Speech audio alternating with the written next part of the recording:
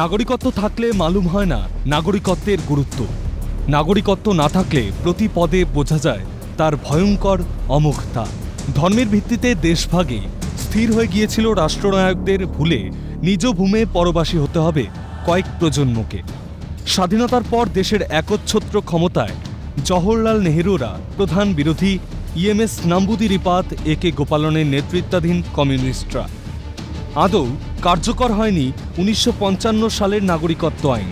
2013 সালেও সিপিএমের পার্টি কংগ্রেসের দলিলে লেখা ছিল বাংলাদেশে সংখ্যালঘুদের ওপর নির্যাতনের কথা, দাবি ছিল তাদের পুনর্বাসনের।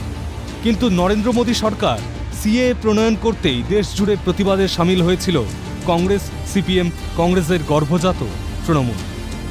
কেন্দ্রে ক্ষমতায় থাকতে সোনিয়া গান্ধী বা মমতা বন্দ্যোপাধ্যায়রা যদি ওপার বাংলা থেকে আসা মানুষজনের নাগরিকত্ব দিতেন, তাহলে কি সিএএর প্রয়োজন হতো? নিজেদের অকর্মণ্যতা ঢাকতে নেতিবাচক রাজনীতি এখন বিরোধীদের হাতিয়ার। নির্ভয়া কাণ্ডে দিল্লির তৎকালীন মুখ্যমন্ত্রী শীলা দীক্ষিতকে যেভাবে হেনস্থা করেছিলেন অরবিন্দ কেজরিওয়ালরা, তা কি ভুলে গেছেন সোনিয়া গান্ধীরা? অথচ সেই ঘটনার কোনো দায় ছিল না শীলা দীক্ষিতের। কেজরির বিরুদ্ধে মদ কেলেঙ্কারির অভিযোগ প্রথম সামনে আনেন কংগ্রেস নেতা অজয় মাকেনি। আজ সেই কংগ্রেসই কেজরির পাশে। কেজরির গ্রেপ্তারিতে খোঁজেন রাজনীতির গন্ধ, ছোটেন নির্বাচন কমিশনে। আবার তারাই বলেন কেন গ্রেপ্তার নয় তৃণমূলের মাথারা? দিল্লির মুখ্যমন্ত্রী যেহেতু ইন্ডিয়া জোটে ছিল, তাই তাকে গ্রেপ্তার করা হয়েছে। দিল্লির মুখ্যমন্ত্রী যদি ইন্ডিয়া জোটে না থাকতো তাকে গ্রেপ্তার করা হতো না। যেমন করে এই বাংলায় খোকাবাবুদের গ্রেপ্তার করা হয় না। ইডি এত শ্রম করছে কেন?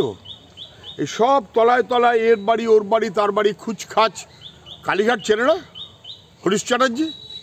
7 দিনকে তোর বাড়ির ঠিকানা ওদের জানা নেই। মমতা কেজরিওয়ালকে বিজেপির হয়ে ভোট কাটুয়া বলতো যারা, তারাই এখন কেজরির পাশে।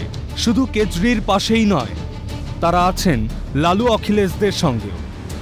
ये विपक्षी दल किस चीज की गारंटी है? ये सारे लोग, ये दल गारंटी है भ्रष्टाचार की।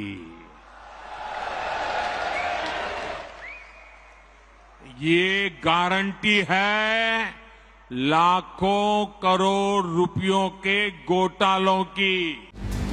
অশুভ আতাতের পরিণতি কখনো শুভ হয় না। তাই রাজ্যে রাজ্যে জোটে ভাঙন। কেরলে রাহুল গান্ধীর বিরুদ্ধেও বাম প্রার্থী ডি রাজাস্তরী। এ যেন অস্তিত্ব বাঁচানোর লড়াই, তাগিদ নেই যোগ্য বিরোধী হয়ে ওঠার। দেশ ও গণতন্ত্রের পক্ষে এক অশুভ অশনি সংকেত। ক্যালকাটা নিউজ।